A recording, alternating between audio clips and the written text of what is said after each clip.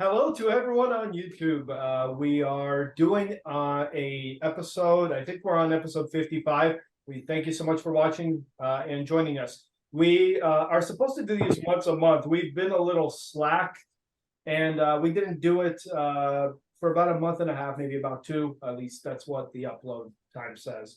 So today we're just going to talk about some very quick things. One of the things we wanted to talk about a little bit was the Fed coin. Basically, the Federal Reserve seems to be wanting to push out their own coin, I guess, kind of like a Bitcoin. I'll get the guy's opinion on that, and then we also kind of want to talk about man tips, that we will give you, not actual man tips. So anyway, with that in mind, keep it. Who gives a man tips? Watch our intro while we're laughing. Welcome to the Man Up or Shut Up show, where four men unite in search of the truth. Feelings will be hurt. Talk to your doctor to see if this information is right for you. And we're back. Thank you so much. Hopefully you enjoyed our little intro. So on the topic of federal coin, what do you guys think about it? Do you think it's going to eventually be replacing the federal dollar? Or, I mean, not the federal dollar, which is basically what it is, but the US dollar, which, is known as the petrodollar, or a few other things. And, how like most things nowadays, you think of the United States dollar as the standard. Whereas in the Federal Reserve, which is the one that has been giving out the US dollar for years and years and years, now is trying to take that system and put it into a federal coin. So what do you guys think about it? Leave your thoughts in the comments. Personally, I think it's we're going to see the downfall of the United States currency. Personally, that's what I think. What about you, Dima? What do you think? I think it's not such a good idea. Well, basically, they have been trying to go digitalized for a long time now. Basically, get rid of all cash, so people don't do any transactions that are not, that they cannot really monitor, and so the Fed coin, I think, is going to be pretty much their dream system that they have, where basically everything is completely controlled, and then they can eventually kind of make cash illegal. Like, I mean, more and more I've seen companies that are actually going like, hey, no cash accepted and all this. And I think eventually they're going to try to get rid of cash, so we no longer use any methods of payment that are cash, even though cash is controlled by the federal government, because they're able to print as much as they want. Well, they say it's like, well, we take a vote and all this, but they play politics so well that they can always allow themselves to print trillions of dollars, making you poorer and themselves richer. That's a good old American way. Well, actually, not a real American way. It's still federal government way. But yeah. What? What about you, Peter? Yeah, they're pushing that. I know anything that gives them more control and us less privacy, they like that. So, that's why there's been an attack on cash for the longest time, because, cash, I can give you a $20 bill. You can give me a $20 bill. We have this exchange. It's private, just like gold and silver. That's even better, of course. But basically, there's this privacy there. They don't want that. Eventually, if everything's digital, obviously they can trace and track all that. Now, regarding the Fed coin, is that the same thing as there's some word they use for exactly the way they say it? Like, it almost sounds like CBD, like, the oil, hemp oil. What is it called? I know it's kind of sounded like that, something. I don't know if that's the same thing. There's another like Fed coin that's coming out, but it's not called Fed coin. It's called CBDT or something. Also, basically, that's another Fed kind of basically digital. I think it's also, I don't know if it's on blockchain or whatever, but they're trying to pump that out as well. I don't know if that's the same thing as the Fed coin, but basically I just know, obviously, anything digital they're trying to go to, because yes, like Mr. Dimitri was saying, you can trace and track things, exactly, who spent money with who, what did you buy, so now you can monitoring every little transaction, you know, so you can have the Fed have their nose in every little transaction that you do. So of course they're going to try to push that. But I also do believe that the kingdom of God is also rising up, and there's going to be also there's other systems that are going to be out there that they're not going to be too happy about as well, you know. So there's also privacy, like the blockchain technology and all that stuff is pretty awesome. I think it can go both ways. You know, they're obviously trying to always control and dominate all this stuff, but at the same time, we're also coming out. You know, a lot of Christians are standing up. A lot of so it's like almost like a parallel economy that's being built. That I feel like so. I'm not a big fan of the digital lies. You know, it's because they can just print it. You know, before they'd have to print the money. Now they can just literally digits on the screen. You know, and then they can also make. Now they can basically have expiration on that money. So let's say you have some money in your account, and they'll say, hey, this is just to be able to control the economy better and control the inflation. Because now they can actually put expiration, just like a coupon. They can put expiration on your money. So hey, you have a month to spend this money. If you don't spend it within a month, at even let's say assigned locations, like hey, you can't spend this coin anywhere but our approved vendors or whatever, whoever they're working hand in hand with, so it's pretty crazy what they can do with that kind of doing that, getting digital currency out there, and they can literally even make it that's within a radius, so you can't spend it outside of a certain radius. So if you're assigned to a location that you're living in, that's why we hear about those 15-minute cities. I don't know if you guys heard about that, Also, the concept that they're trying to do that, hey, there's no reason for us to create these big carbon footprints by us traveling. Everybody's traveling all over the place. We can just create this convenience where everything you need is within 15 minutes of you. Like so why the line. the line, exactly. So why do you need to go beyond that? So you can be, you'll be registered as you're living here. So you're allowed to spend your little currency within this parameter or something, Now, if you go beyond that parameter, hey, a red flag comes up, your currency expires or doesn't go through, that you can't spend it even there because it's like, hey, why are you outside this line? Come get into compliance with us or give us a call and, explain yourself to us so we can see if you're permitted to spend it elsewhere, And so basically that way it's kind of hard to store because, like gold and silver, you can, for example, hang on to it, and the wealth you have now, you can pass it on to generations and generations to come. With digital currency, you can have it for a certain period of time before it's gone. You can't really save up. You're saving this up, and they're like, all right, and it's gone. Yeah. You know what that makes me think of? That makes me think of cows in a little pen, and Yep. they're allowed. They get feed, and they're able to go into this area. And then when it's time, the door opens, and they can go into the little area where they get butchered and they're dead. Yeah, that's basically what we're at. They want us to be in that little circle. I mean, Exactly. yeah, I can see all of that. The fact is that like it's like anything else. Control is something that when you have enough money, now you want control. You want to be able to make sure that the populace around you does exactly what you want them to do around you. Anyway, Exactly. so I think that's enough on that topic. So, guys, I heard that you guys had some tips for me. Yeah, I got a tip for you guys. So, let's just go through this real quick, and I'll start with the married gentlemen. Both of them are. I'm not. So I'm sure they'll have some life tips that I do not. I do not have. So let's start with Dima again because the eldest of the group should start. Exactly. Just guys, listen. Yeah.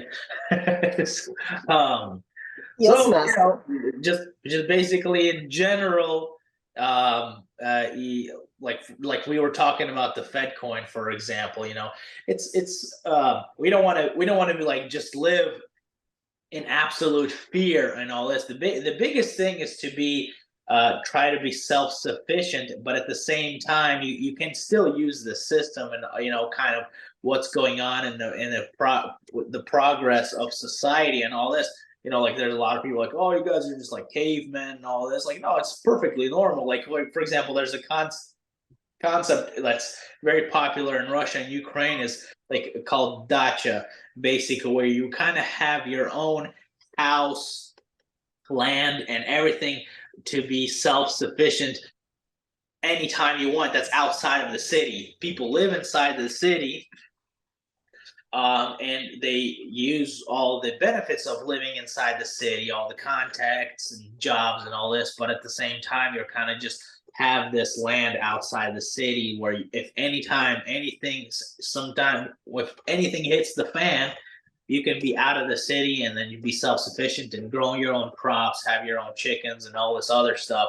And I think it's important as a family man be thinking about these things that, because one of your primary jobs as a provider is making sure your family is safe, they're well taken care of, is that if anything, you know where to go. If you don't have any money, it's good to have good contacts, where you can be like, hey man, if stuff happens, can I come to live at your house? I'll give you $1. You make contacts with people. With what's going on right now in the world. And at the same time, I do believe, like what Peter mentioned a little bit ago, is that there is a parallel economy that's starting to bloom, starting to grow. A lot of people are thinking in that kind of way as a parallel economy. And I think this is kind of the answer, is kind of helping that parallel economy grow. Like, for example, even a parallel economy is like, if you have access to, with somebody that grows chickens, and then you're growing crops, if something really happens bad, you're able to trade with them. You can give them crops that they didn't grow. They can give you chickens that you didn't grow, or the eggs, right? And this is like one of the things, like during the Great Depression in the United States, I think it happened in the early 1900s, the Great Depression, somewhere around there, where there's people in America, the richest country in the world. There's people actually, I think, starved to death in America. Like, there was really, really bad times.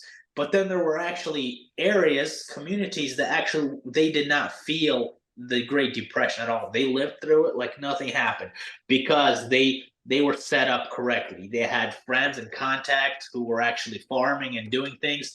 And when the government screwed up, like government does over and over and over again in many different countries, been proven many times, you have that access to be able to be self-sufficient and have people that you can rely on during these times, and so this is, I think this would be the biggest tip that I could give, or advice, other than the fact that believe on the Lord Jesus Christ, your God, and you shall be saved. Dang, that was good. That's hard to follow. Put me on the spot like that, Roman. Yeah, that's funny. Yeah, I was actually going to talk about community, but Dimitri then hit that nail on the head. So there's no point in me bringing that up. So that was really good. I agree. What was that? You can finish my sentences. Oh, it's okay. I agree with Dimitri. He said a whole bunch of good things. Yes, my tip would be I guess just randomly, since we're talking about survival. I mean, there's obviously different tips with different things, but if we're just talking regarding survival, is obviously physical health. Because you can have everything stored up. You can have all this nice connections, which obviously this will help you for sure. But then your own physical health. Make sure you're in shape. You don't have to be Arnold Schwarzenegger, but kind of make sure you can at least walk a mile, or so you're not like so dependent. Do some push-ups and muscle ups. Exactly. So that's why we're trying to encourage you guys. That's why I've been doing the muscle ups. Dimitri's been doing the push-ups, and Mr. Roman here has been doing the upside down push-ups. We're trying to show you guys an example. Make sure you guys are in good health, because at the end of the day, if you don't have your health, nothing really matters. It's like you don't enjoy nothing in life if you're in terrible shape. So be in good shape. That definitely helps you in the survival mode. So if crap hits the fan, at least you have your health, so you can, survive and be able to take a walk somewhere and try to hunt for some food or something. Try to chase a squirrel or something, for some food if you have to. So, and then aside from that, there's something else I was gonna say, but it kind of left my mind. Roma, you can take it from here, but I think I kind of forgot. I had something good. I know it was something good, but then I kind of left my mind. I will close us up, and then I think this will be our little episode. my recommendation is keep your family close. You know, the best tip I can give probably out of anything is keep your family close and make sure that kind of what Dima is saying when he's talking about the communities around you. What's also very, very what can really affect you is your family, you know, like outside of just like the stresses that have to deal with, you know, making sure that your everything around you is okay. But you know, the emotional support is something that most people need. They need to have someone to talk to. They need someone to bounce ideas off, you know. You know, one of the things that I like to do is once in a while I like to call up Dima, I like to call up Peter, I like to talk to them. Obviously not on this show because you need that grounding. So that's my thing is have someone who you can talk to, have someone that you can ground yourself with, in both, and that's both in the long term and in the short term. You need that regardless of if you're a guy that likes to do everything by himself or if you're a woman that needs to talk to everyone all the time. You need someone who you have that's grounded, whether that's your husband, your wife, your best friend, your worst friend, I don't know, whoever it is that you have that grounds you.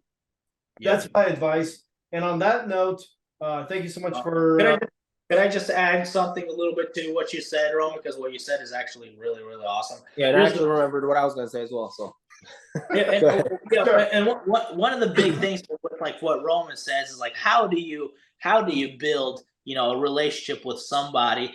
Main thing is that it's like what can you offer to another person? You're not just somebody that's just like, please, I need help, and you're just looking for people that you can suck energy from them. Like a leech. You need to actually be one of those people who is also source of energy. You know, you bring something to the table. Bring value. You're not just this desperate person just looking, somebody help me. You know, like for example, if you're feeling sad, you know, one of the best things for you to be happy is actually go and make somebody else happy who is sad, you know. And then it's like you have to first give energy before you can receive energy back. And this is how you kind of build relationship with people. You know, don't just go out there and look for some people that are like will feed you when things are bad. But you know, this kind of thing, you know, how kind of you would build something, a relationship with people is just first you go there with offering a smile to them first before you receive a smile back. But that's basically what I was thinking while you were saying, like awesome stuff. I'm like, exactly, man. Yeah. Get at it. Yeah, it's like sowing and reaping. It's basically work on yourself right now while times are good. Develop skills and things like that will be of value to people. You know, so don't be just this person like I don't know how to do nothing, but I just know how to eat. Can you feed me? You know, be at least something. Hey, I didn't. Yeah, exactly. I didn't, or maybe like you didn't prepare, you didn't do this, but hey, you're a hard worker. You have your health, like I was saying, and you're able to work a field or you're able to do something. So that way, someone that does have things, they'll be like, all right, I can feed you, but can you, provide some value to me? So you might be, till their ground or you might feed their horses or whatever, So be of value. And that thing I was going to say is kind of off that, but basically is fasting. I think fasting is so important, basically, which I hadn't actually fasted in a long time, but I think it's also kind of gets you out of that because we're just so used to like always shoving things in our face, and basically and whenever you don't eat for a little while, you get all stressed and you get sometimes but if you can kind of, it's almost like learning in advance to just kind of be in control of that. Like, hey, yes, I'm hungry, but at the same time, you almost like start like even liking that feelings, just kind of almost like train your brain in advance. So if times come and then a day passes that you didn't eat or something, because let's say there's a food shortage, things like that, you're not going crazy and losing your mind over your day. Starving yourself, yeah. Yeah, basically. So learn, sometimes you can go in a little fast, starve yourself, learn what that feeling of being hungry actually means. It feels like try a day, try 2 days, work your way up to 3 days or something, I actually hadn't done that for a long time myself. That's just something I've been like, man, I should probably get back into that, actually occasionally. Because it's also, I heard it's very good for you. It's good for your health, resets your body and all that stuff. That's why Bible talks about it so much as well, because there's actually a lot of benefits in there as well. So as if God knew what he was talking about, Anyways, Roma, you can shut it off or close it off. Exactly. Shut down the club. All right. Well, guys, thank you so much for joining us. That's it for our YouTube video. our YouTube little update. Thank you. We'll see y'all later. Rumble, yeah. Bye, guys.